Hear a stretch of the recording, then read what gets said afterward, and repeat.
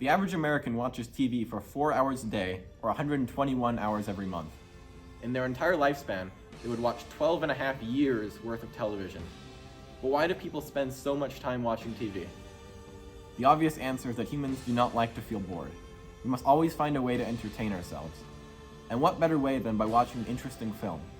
But what makes a film interesting? In a white room with black curtains near the station. Black roof country. To figure that out, I talked to the people responsible for creating films. With their help, I will explore the different aspects of film and the work that goes into creating a memorable movie.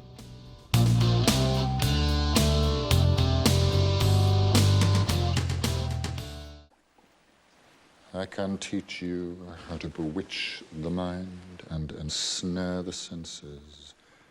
I can tell you how to bottle fame, brew glory, and even put a stopper in death. Believability is a force in film. It's always the actors who lean into their characters that make a film interesting. When I watch Harry Potter, I really believe Alan Rickman is Snape. His portrayal is so convincing that for me, Alan Rickman will always be Snape. To learn more about believability, I talked to the experts. I think the key to keeping an audience involved is honesty. If you are not an honest actor, people are going to read right through it and they're not going to want to listen to you. So if you bring honesty to your character, whether you're doing comedy or whether you're doing something serious, they're going to listen to you because they're going to believe you.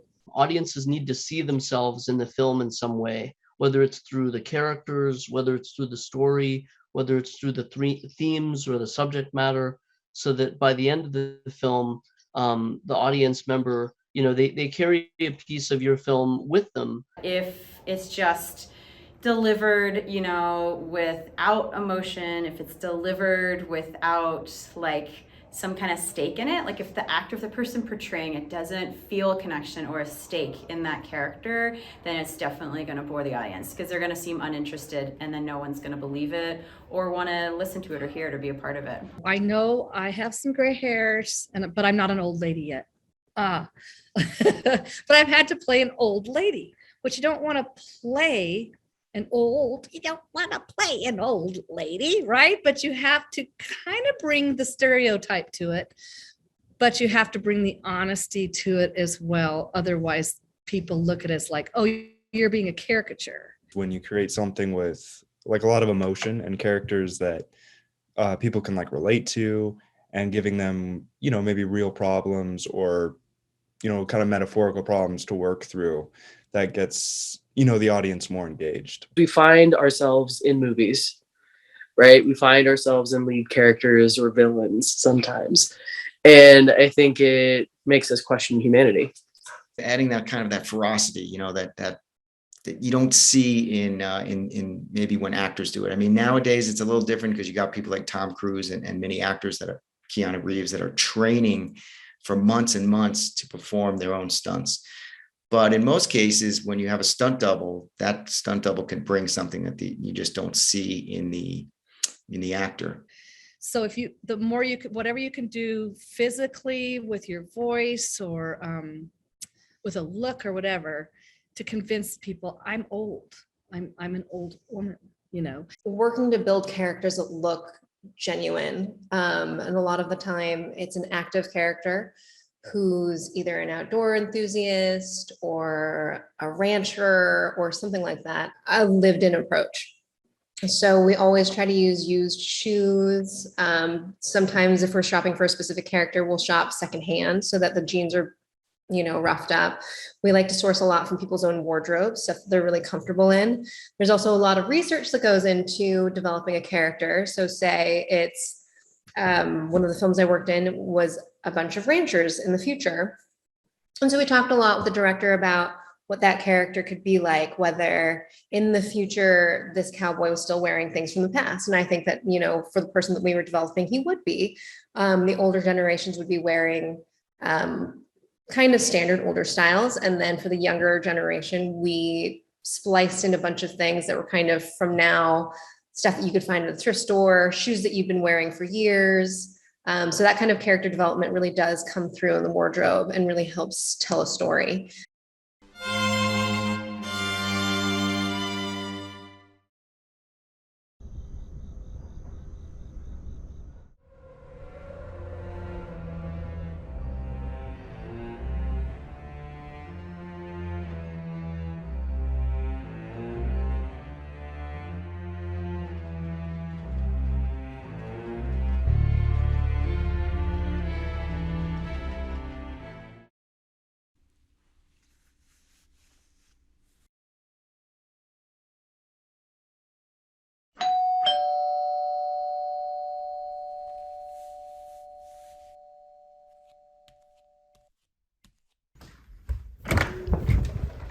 If believability focuses on the actors, cinematography and lighting focus on the scene around the actors.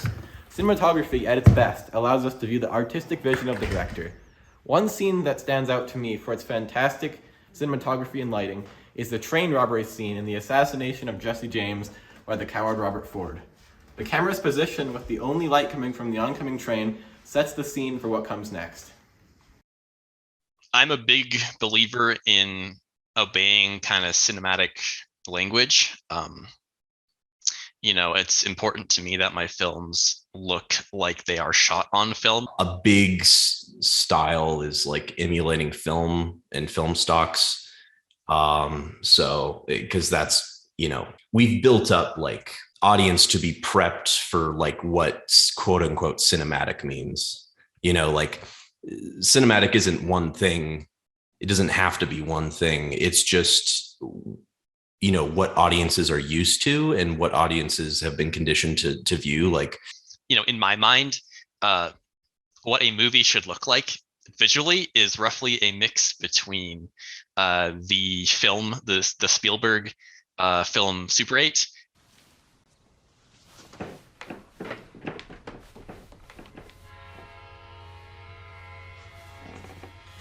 Production value! And Indiana Jones and the Raiders of the Lost Ark.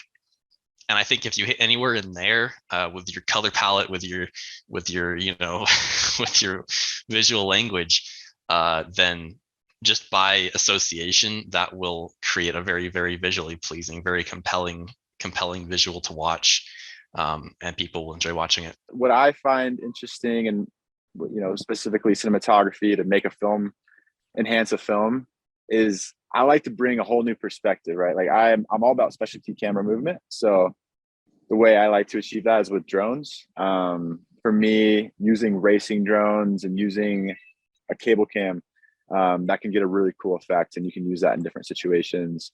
Can kind of immerse you into a scene in a little bit different way than using just a tripod or maybe like a Steadicam. It can really add to it, but you can also overdo it. And you don't want to just put in a cool shot because it's a cool shot. It needs to really push the story. Like it needs to be a reason you're using that. So for me, as a primarily visual artist, the main thing for me is just creating a set of scenes which flow naturally together, and are visually pleasing to look at.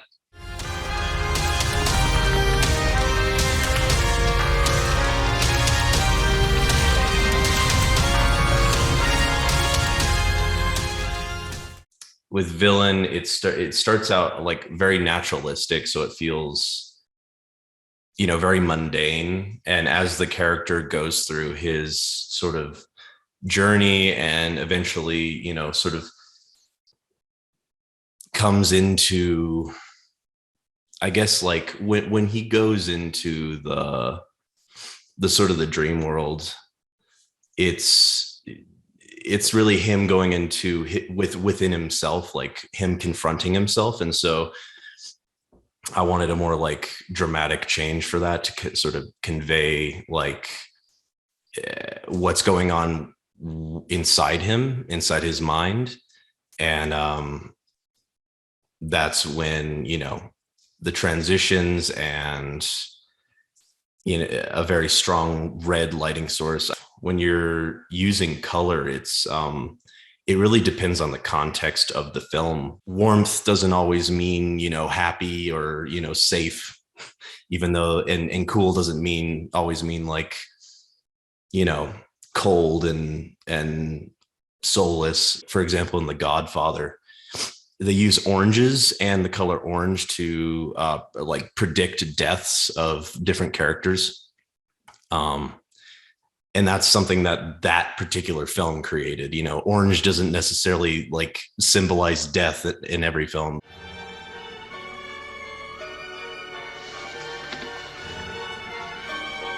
Classic movie like The Godfather, there's specific lighting that they use in order to generate a scene.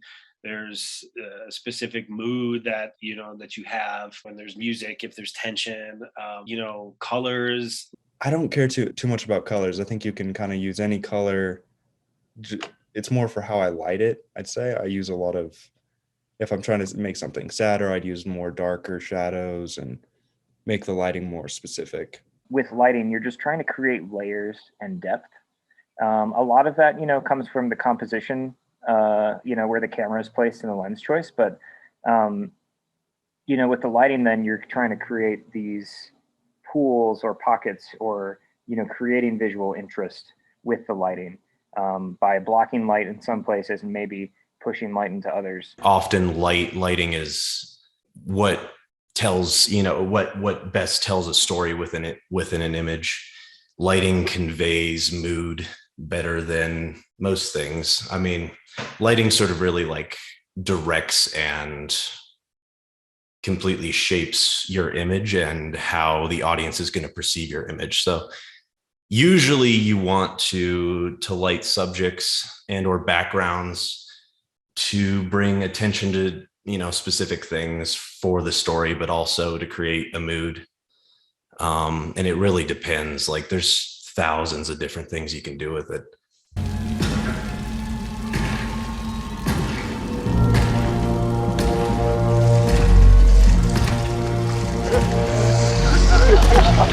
See this guy?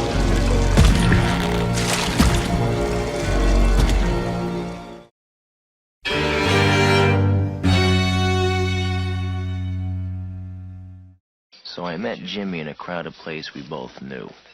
I got there 15 minutes early and I saw that Jimmy was already there. He took the booth near the window so he could see everyone who drove up to the restaurant. He wanted to make sure I wasn't tailed. He was jumpy. He hadn't touched a thing. Story combines cinematography and acting to make the audience invested. In this scene from Goodfellas, the viewer can immediately tell there's tension. The dolly zoom of the camera, along with the narration, creates a narrative of mistrust. The audience is interested in what comes next. A good story does that. I think a film can be interesting, in kind of two ways. Either you have a good story or you have some sort of new and creative cinematography. It differs on every single person you talk to, right? But for me, that makes a film interesting is a very this sounds cliche, but a very interesting story, something that hasn't been told yet, or a new perspective, a new lens on something that might seem ordinary. The story is definitely the most important factor for me. You can have a really good story and film it poorly and still have a good film, or you can have a poor story and film it really well and still have a poor film. The story needs to serve the visuals, but in short, if the story is good and you relate to the characters and you feel emotion towards the characters and if you feel empathy towards the characters, everything else does not matter. There was a film a few years back called Searching for Sugar Man. It's probably, 5-10 years ago now. But you can see like part of it was filmed with just some really horrible home camera or like an early phone or something. But it didn't really matter. The quality was poor, but the story was so good, you just completely overlook that. It's worth thinking about when you make a film, what the kind of emotional response or theme you want to elicit from someone, so that in any given scene that they know whether you're whether you're making a comedy or an action or kind of like a dramatic film. A big point of contention here is something like Rian Johnson's The Last Jedi. So when you go into Star Wars, you expect a Star Wars story. And what Rian Johnson did is he said, none of that. We're not doing that here. And that's why you have this incredibly divisive film, which people who were expecting Star Wars went into and hated. And people who went into expecting, I don't know what, thought it was brilliant. So helping the audience understand the kind of work that they are encountering. And that, I think, sometimes is just a function of the genre or the subject matter. And once they kind of know in the first few minutes of a film what the rules of the film are, or at least the kind of the grammar that they can expect, I think an audience can sink into enjoying it more for what it is from that point onward.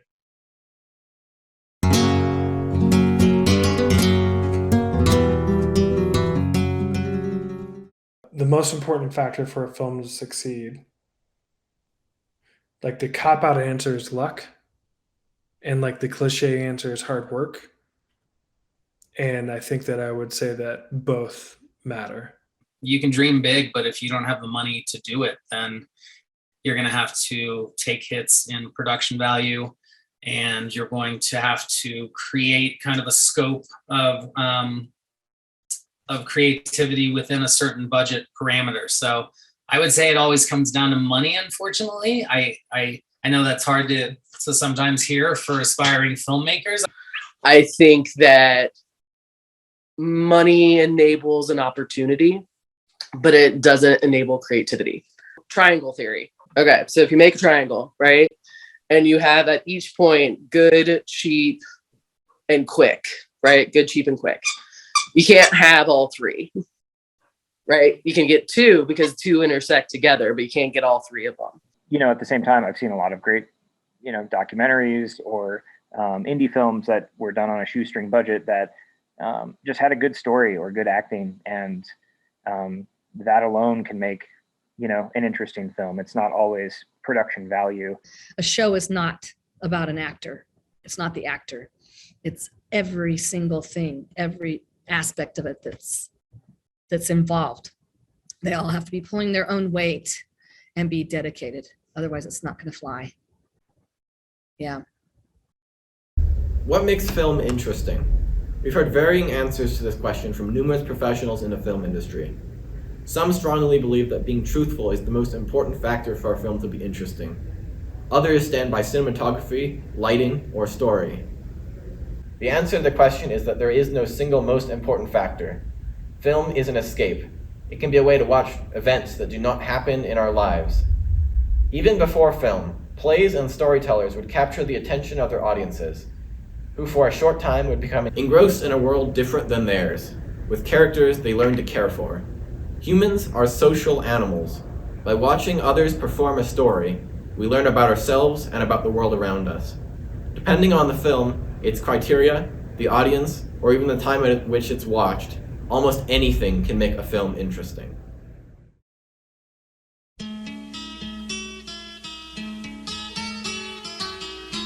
My name is Shelley Cox-Roby, and I am a drama teacher. My name is Danny Ladoni. I am a filmmaker, photographer. I am Christina Gardner. I'm a theater and acting and yearbook teacher. My name is Dakota Shane Helmick. I'm a director, editor, and cinematographer. My name is Tara Feynman. I am a producer and director. My name is Eddie Portuguese. I am a SAG stuntman. I'm Emily Choi. I'm a prop and wardrobe stylist. Hi, my name is Ben Kentwortz. I am a student at CU Denver in the 3D animation department.